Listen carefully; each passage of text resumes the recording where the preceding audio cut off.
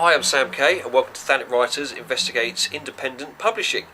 Now, there's many avenues that an author can take when they're trying to get their books on the shelves. It could be self-publishing or it could be the big five. So we're going to go find out. As well as pursuing the big five, many writers who want a publisher are submitting their manuscripts to independent publishers who work on a smaller scale. To find out what the process of independent publishing is, from the moment you created your book to get it out on the shelf, I'm here to talk to author Matthew Munson.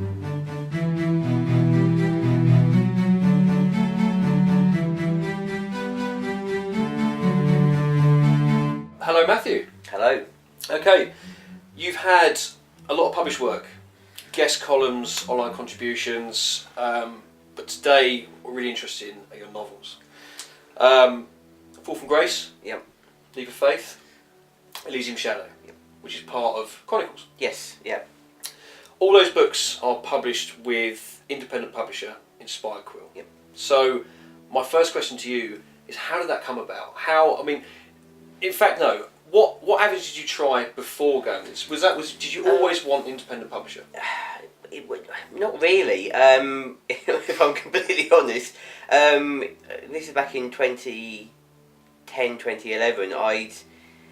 I'd got a book which ended up being Fall from Grace, and I started to go down the more traditional route of looking at what was then the big six publishers.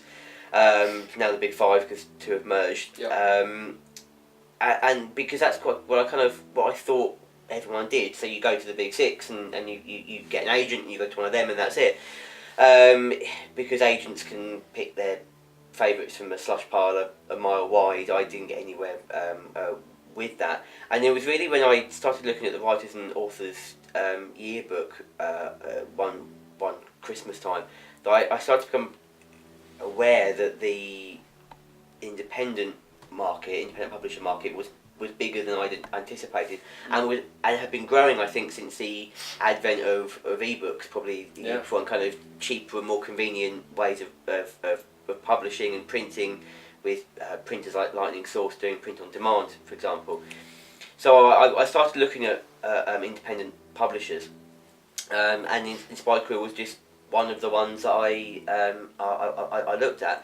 I ended up being in perhaps the enviable position of and I recognise this is enviable, it doesn't happen to everyone, that I had two offers on the table at the same time, within literally about 3 days of each other, and I decided to go for Inspired Quill out of the two. So it was a bit of a discovery for me as well. So your first venture, you were fortunate enough to get 2 or 3 offers at the same time. That must be quite overwhelming. It was. I wish I could describe to you the sensation that was, but it's pretty mind-blowing. Mind-blowing is probably the word. I just remember standing in the middle of a cafe where I'd got the email on my phone, saying a very bad word whilst reading the email, going, "Oh wow, I've got this." So yeah, ironically, there's no words for it from an author. But all right, something else I'm interested in is, I think, the mechanics of an independent publisher. What intrigues me is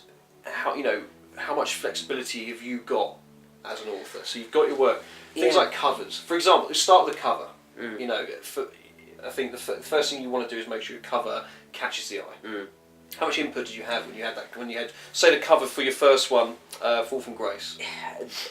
I was perhaps again quite fortunate, because I did have a lot of input into all three, and I think with Sarah, what she's done is she certainly listened to my input. So with Fall from Grace and Leap of Faith, the first two that came out as a duology, a friend of mine actually designed the covers.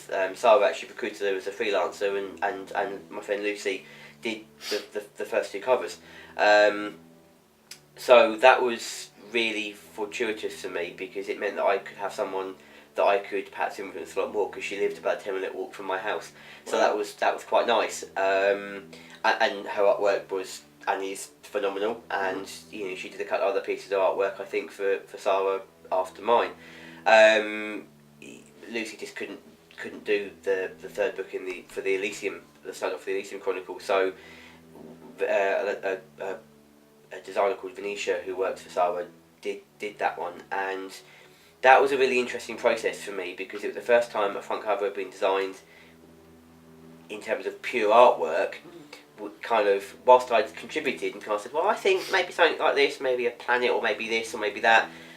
Venetia had gone and then gone, right, okay, I'm going to design this, I'm going to base it on what I think of the book and how it's going to look, and actually, because of that distance between us, we didn't live locally to each other and we didn't know each other, actually that became a lot more of a trust issue in terms of I had to learn to let go. Yeah. From where I was from the first two books to kind of then backing off for this one. So that was an interesting challenge for me, but also then wanting to involve me and to listen to my point of view as well, which was a nice definitely balancing act, I think. Yeah, definitely. I can imagine it. I guess there's other things as well. I mean, you know, what about if we go down the sort of business route with regards to, say, cost? I've heard stories of where people have gone through the publishing route and they felt that their book has been released for perhaps too much money, too little money. Did you, as the author, have much of an input with the likes of how much your novels could be sold for?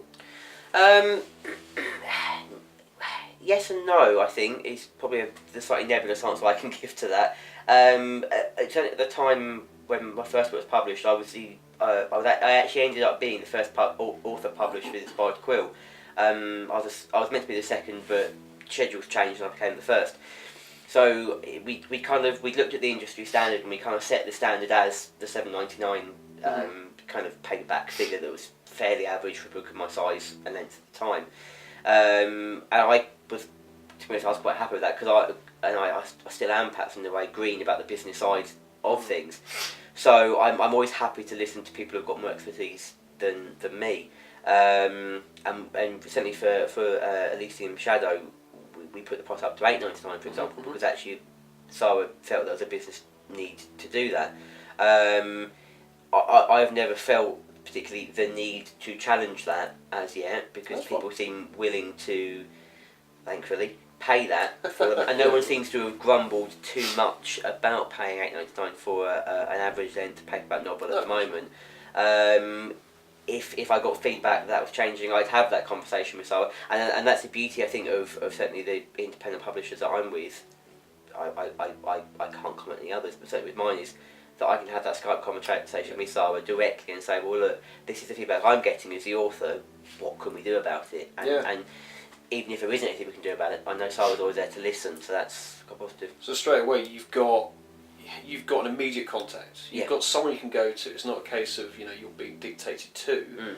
You've actually got an open channel, and you can express your concerns, and they can make changes by the sounds of it. Yeah. Maybe not just about cost, for example, but so they're keeping you involved. Yes, at every step. And it's an interesting difference. People that I know that are with some of the bigger publishing houses, they still had the opportunity to have an input, and certainly with the bigger publishing houses, the benefit there, of course, is they've got more money to throw at a book, and they've got the big publicity PR machines they can throw at it, and they can print bigger quantities of book to get bigger discount in bookstores, etc. And so there's all that you can get with a one of the big six behind you, one of the imprints.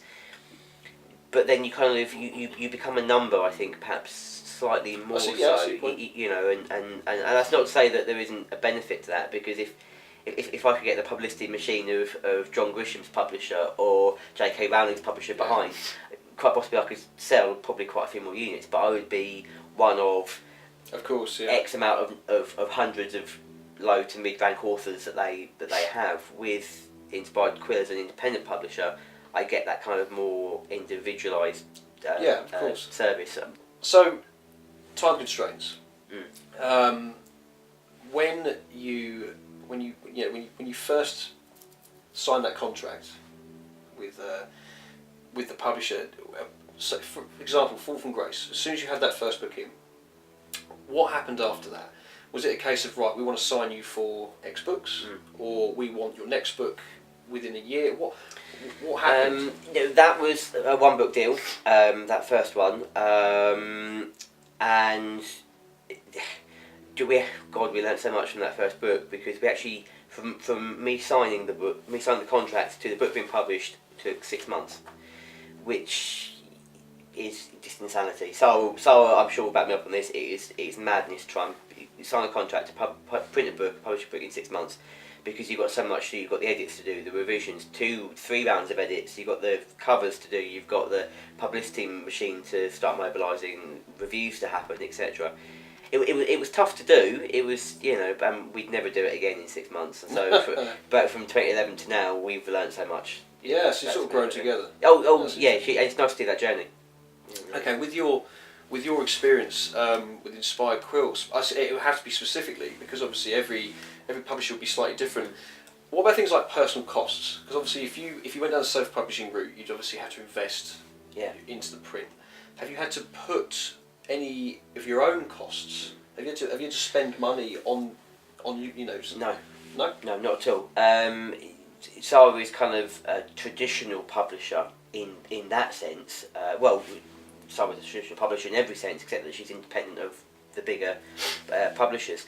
There's no expectation that the author puts up costs at all. Wherever possible, she will fund things like attendance at events, etc. That's not always possible because Cyber's resources are limited, our finances are limited.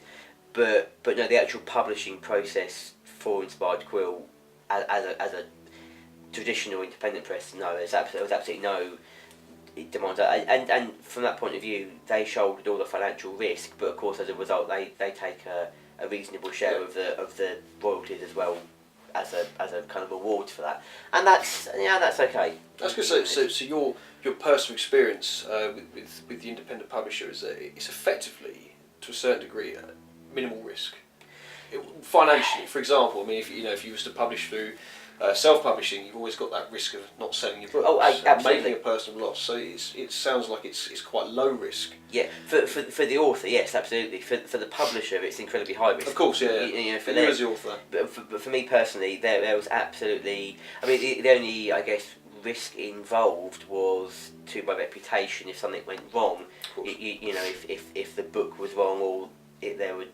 Instead of publishing my 80,000 words, there was just swear words every other page. Yeah. Suddenly my name would be attached to that and I would never be talked to ever again. So as long as I could guarantee that I was with a reputable publisher, and I am, that actually, the only risk to me would ever have been reputational, and I'm fortunate to have avoided that as well as anything. Inspired could have shouldered all that financial risk completely.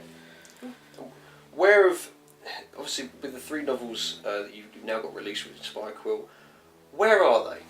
Are we talking about, what sort of bookshops are we talking about? I mean, even that journey's kind of changed over time, because some of the bigger bookstores have issues sometimes dealing with smaller publishing houses, at least partly to do with the sort of level of discount they're willing to kind of give. The bigger publishing houses can expect kind of a far bigger to give a large, bigger discount on their books, because they can print untold numbers of their books, whereas smaller publishers can't afford to do that. So it's often more of a challenge to get into bigger chains like, for example, Waterstones and Smiths, because the discounts they're asking for sometimes just aren't feasible to us. We'd be running at a loss if we did that, and it's, as much as we like to get the kudos of being in them all the time, it's not financially viable. So some of my books are available in places like Waterstones, some Waterstones bookshops. Mostly it's kind of online at the moment, and so a lot of the independent bookshops, certainly for us at our size. Alright, let's steer back to the last book you've just published with them, which is, I've got here. The marketing, thank you. Legion of Shadow. Obviously now we're talking about Chronicles. Yeah. Book 1. So obviously now, as a non-independent book, what's the relationship now with Inspired Quill particularly? Now obviously, are they giving you? Are you now under a time limit? So they can say to you, okay, we need it within a year, or I mean it's funny, that's kind of really topical, because I've had a lot of conversations about this, because Sarah's got to a natural size now where she's stopped submissions to new authors, and she's basically working with and developing her existing kind of stable of authors, and a lot of us now are working on sequels, trilogies, etc. Certainly for me, what Sarah said is so, for example, I've got a novella in the same series coming out this year, and I've actually signed dates for for the next full-length novel next year, and the novel after that, which is the year after. And that's because I was kind of actually got the time and the capacity now to kind of focus on us and going, well, do you know what, I'm going to invest in my existing authors rather than going to look for new authors for the time being. So Sarah and I have had that conversation, because I've kind of got enough ideas for 3 books and a 4th book that I'm currently working on at the moment within the Chronicles, plus this novella, that actually we've kind of got this seam of ideas going. She's currently working on editing book 2. She'll then start working on editing book 3. While also she's working on some of the other titles as well that she's got. So, and it was just fortuitous that I was able to kind of book slots in the publication schedule that kind of made it almost kind of one after the other. You are under certain timescales, because now that I've created the things and actually written them, and we've signed up to, okay, we're going to be in September this year, and September and October and whatever for these years, I've now got to actually deliver what I said I'm going to, and Sarah needs to edit them for me, and I need to then get the edits back in good time, and then get the 4th book written in decent enough time so I can get the publication slot that I want or would like to ask for 3 years hence. So, yeah, it's an interesting challenge to try and kind of negotiate all that, when actually Sarah was kind of trying to negotiate everything else with other authors at the same time. So, it's interesting. You're in the thick of it now. Yeah, oh, hugely. Very much in the thick of it. Yeah, and going back to where I was at the start, that's how it feels even more bizarre having this conversation. Yeah, no, definitely. Right, well, thank you very much, Matthew, for talking to me today. I think we've learnt a lot. Well, thank you. Good luck. Yeah, thank you. Fingers crossed. Independent publishers offer a similar experience to perhaps the big 5, but I think what we've learned today is not only the difference in size, but the difference is with involvement. Matthew has obviously a much closer relationship to Inspired Quill as an independent publisher, which means that as an author he's not left out, and in a way that means that he can still be a part of that process of watching his work go in the big world. So I'd like to thank you, Matthew, for joining me today. I'm Sam Kaye, and I'm reporting for Thanet Writers.